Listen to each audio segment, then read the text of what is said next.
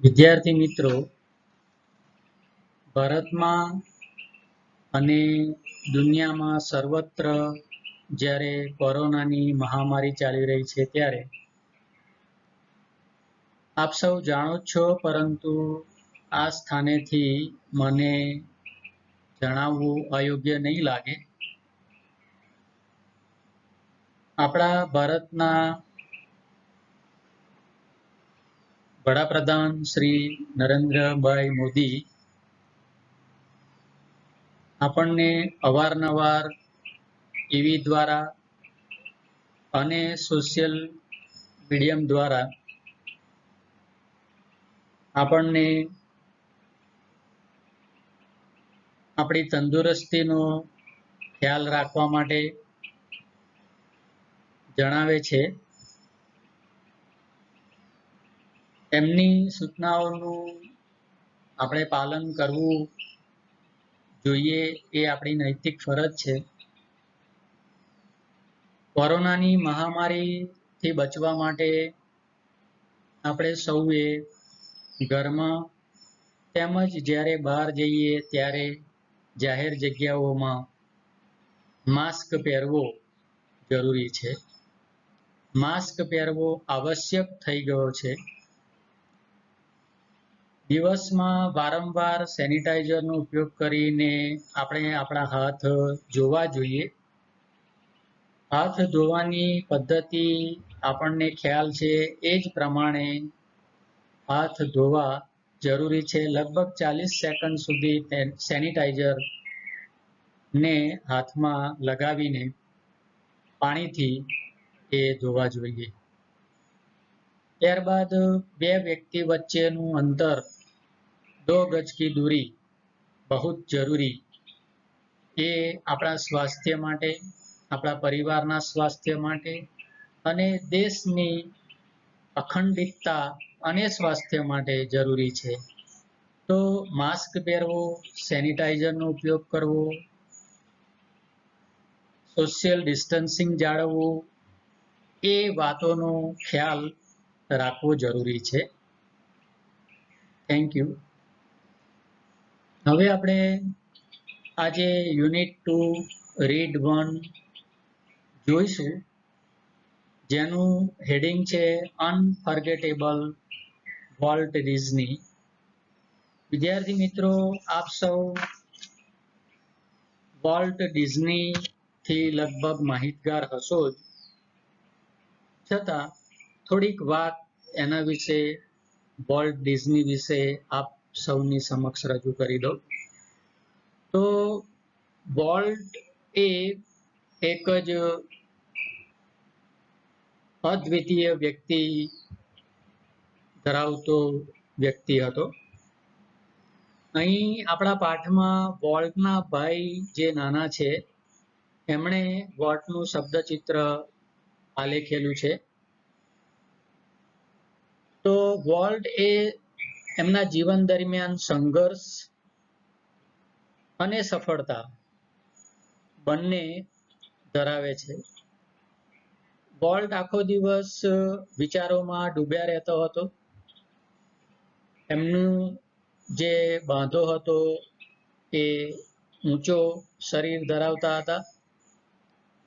અત્યંત કલ્પનાશીલ, ઉદ્યમી અને જટિલ વ્યક્તિત્વ ધરાવતા હતા.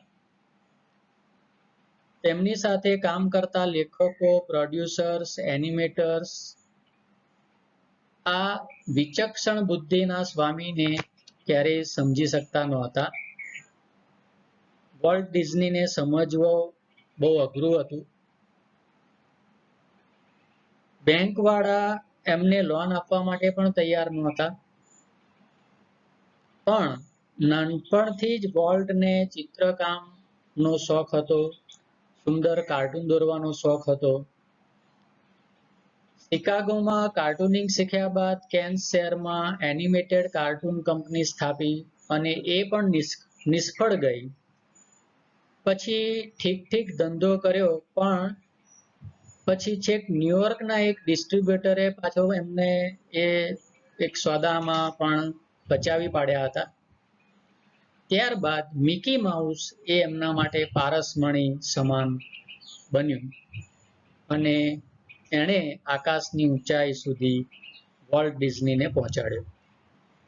1968માં 25 કરોડ લોકોએ ડિઝની મૂવી જોયું, 10 કરોડ લોકોએ ડિઝની ટીવી શો જોયો, 25 કરોડ લોકોએ ડિઝની પુસ્તક અને સામયિક વાંચ્યા, 10 લાખ લોકોએ ડિઝનીલેન્ડની મુલાકાત લીધી.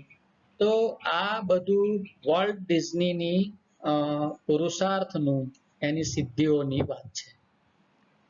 ડિઝની નાની વાતને પણ મોટા અવસરમાં ફેરવી લેતો હતો. મનોરંજનને એમણે જીવન મંત્ર બનાવ્યો હતો. કોઈ પણ પ્રોડક્ટ બનાવે તો એ લોકોના મત લેતો ખરો, પરંતુ આખરી ફેસલો તો એનો જ રહેતો હતો. એ પોતે દ્રઢ મનોબળ ધરાવતો હતો. એ જે કંઈ કમાતો હતો એ પાછો એના જ સ્ટુડિયોમાં એને નાખીને, એ પૈસા રોકીને એનું મોટું સ્વરૂપ આપતો હતો, એને ડેવલપ કરતો હતો. તો એની જે મનોકામના જે હતી એ પૂરી કરતો હતો.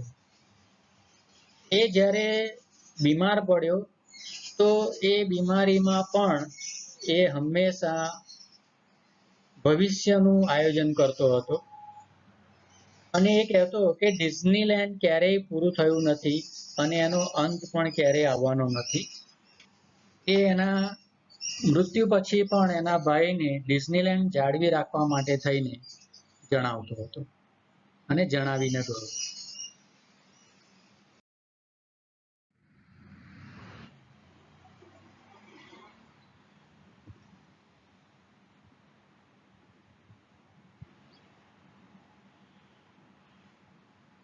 વિદ્યાર્થી મિત્રો, હવે આપણે વોલ્ટ ડિઝની ના લાઈફ વિશે તેના ભાઈની કલમ દ્વારા, એના યંગર બ્રધરની કલમ દ્વારા જોઈશું. એ લખે છે એ પ્રમાણે, એનો ભાઈ, વોલ્ટ ડિઝનીનો ભાઈ, my brother Walt is no more. Walt હવે આ દુનિયામાં નથી. Yet his influence lingers like a living presence over the studio. એ મૃત્યુ પામ્યો છે, છતાં પણ આજે પણ એ જીવિત હોય તેવું લાગે છે.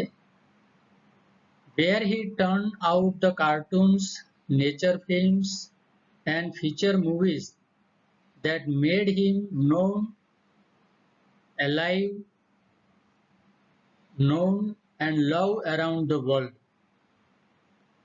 એનો નાનો ભાઈ જ્યાં કામ કરે છે કાર્ટૂન્સ પર, નેચર ફિલ્મ્સ પર, મૂવીઝ ઉપર, કે જે વોલ્ટ ડિઝનીએ એને બનાવ્યું હતું. તો એ ડિઝનીલેન્ડમાં કામ કરતી વખતે વોલ્ટ ડિઝનીના નાના ભાઈને હજુ પણ વોલ્ટ જીવતો હોય એવું લાગે છે. Even now, as I walk around the studio crew, આજે પણ એ સ્ટુડિયોમાં ફરતા હોય ત્યારે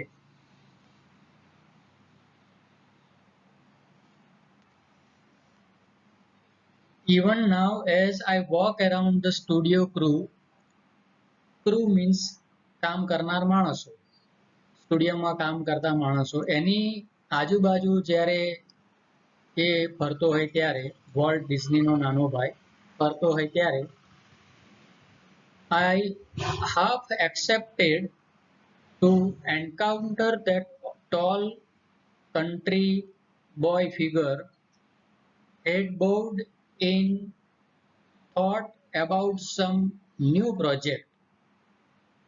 વોલ્ટ ડિઝનીનો નાનો ભાઈ લખે છે કે જ્યારે પણ એ ડિઝનીલેન્ડમાં એના કર્મચારીઓ જ્યારે કામ કરતા હોય ત્યારે એની આજુબાજુ ફરતા એના નાના ભાઈને એનો મોટો ભાઈ, જે ખૂબ જ ઊંચો હતો, હાઈટ ધરાવતો હતો, લગભગ ગ્રામીણ છાપ ધરાવતો, ગ્રામ્ય માણસ લાગતો હોય એવો, અને પોતાના કામમાં વ્યસ્ત હોય એવો એ દેખતો હતો, એને જોતો હતો. He had bowed in thought about some new project. માથું નીચું કરીને એક નવા પ્રોજેક્ટ વિશે એ વિચારતો હોય એવું એ લાગતો હતો. Walt was so much the driving force behind all we did, from making movies to building Disneyland. Movies બનાવવાથી માંડીને ડિઝનીલેન્ડ સુધીના કામમાં એ હંમેશા કાર્યક્ષમતાથી કામમાં વ્યસ્ત રહેતો. That people constantly mention his name as if he were still alive. લોકો હજુ volt જીવે છે એવું એ જણાવતા. Even every time we saw a new picture, અમે દરેક વખતે નવું પિક્ચર જોતા, or open a new feature at Disneyland, અથવા તો જ્યારે પણ ડિઝનીલેન્ડમાં નવું ફીચર ફિલ્મ જોતા, બનાવતા, ખોલતા ત્યારે someone is bound to say, કોઈક તો કહેતું, I wonder how Walt would like it. આ વોલ્ટને કઈ રીતે ગમ્યું હશે, આ વોલ્ટ ડિઝનીલેન્ડ બનાવવાનું એને કઈ રીતે ગમ્યું હશે. And when this happens, I personally realized that it was something he himself had planned. મને વ્યક્તિગત તો ખબર છે કે એનામાં કંઈક હતું કે એણે આ બધું જાતે જ પ્લાન કર્યું. For my imaginative industrious brother, મારો કલ્પનાશીલ અને ઉદ્યમી ભાઈ, left enough projects in progress too. અને અમને પણ એના પ્રોજેક્ટમાં કામ આજીવન કરવાનું, સતત એમાં કામ કરવાનું એક મોકો આપીને ગયો છે. ત્યારે હું મારા નાના ભાઈનો આભાર માનું છું.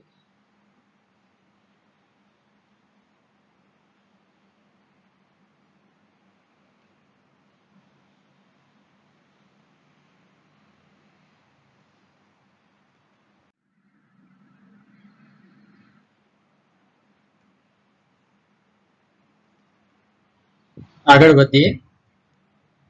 Keep the rest of us busy for many years.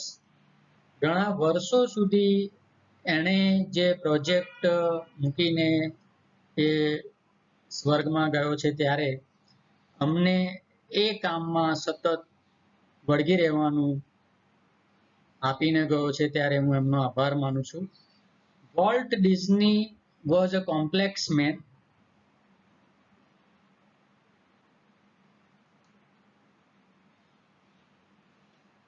Walt Disney was a complex man. To the writers, producers, animators who worked with him, જે માણસો વોલ્ટની સાથે કામ કરતા હતા, જેવા કે રાઇટર્સ, પ્રોડ્યુસર્સ, એનિમેટર્સ, માટે એ વોલ્ટને ઓળખી શકતા ન હતા. He was a genius. Walt was actually genius person who had an extraordinary ability to add an extra stroke of imagination to any story or idea. કોઈ પણ વાર્તામાં, કોઈ પણ સ્ટોરીમાં કે વિચારમાં એક વધારે પડતી એમાં ઉમેરો કરવાની એનામાં એક એક્સ્ટ્રાઓર્ડિનરી એબિલિટી હતી. વિચક્ષણ વ્યક્તિ હતો એ. To the millions of people who watched his TV show, he was a warm, kindly personality. Millions of people, ઘણા લોકોએ, લાખો લોકોએ એના ટીવી શો જોયા. Walt was a warm personality person. Even he was very kind, bringing fun, મનોરંજનમાં હંમેશા માનતો હતો. And pleasure into their homes. દરેકના ઘરમાં ખુશીની લાગણી છવાય, ખુશી રહે, આનંદ રહે એવું એ ઈચ્છતો હતો. To the bankers who financed us, બેંકો જે બેન્કર્સ હતા જેમણે અમને પૈસા આપ્યા હતા, ધિરાણ કર્યું હતું, I am sure he seemed like a wild man, hell bent for bankruptcy. To me, he was my amazing kid brother, full of impractical dreams that he made come true. Bankers પણ એવું માનતા હતા કે આને આપણે પૈસા આપીને ભૂલ કરી છે, આ દેવું ફૂંકશે, દેવાળીઓ બની જશે. પરંતુ મારા માટે મારો ભાઈ, he was amazing kid brother, full of impractical dreams. Impractical dreams, normal dreams એ જોતો જ નહોતો, એબનોર્મલ ડ્રીમ્સ જોતો હતો અને એ સ્વપ્નોને પાછો સાકાર કરતો હતો. એવી ક્ષમતા મારા ભાઈ વોલ્ટમાં હતી.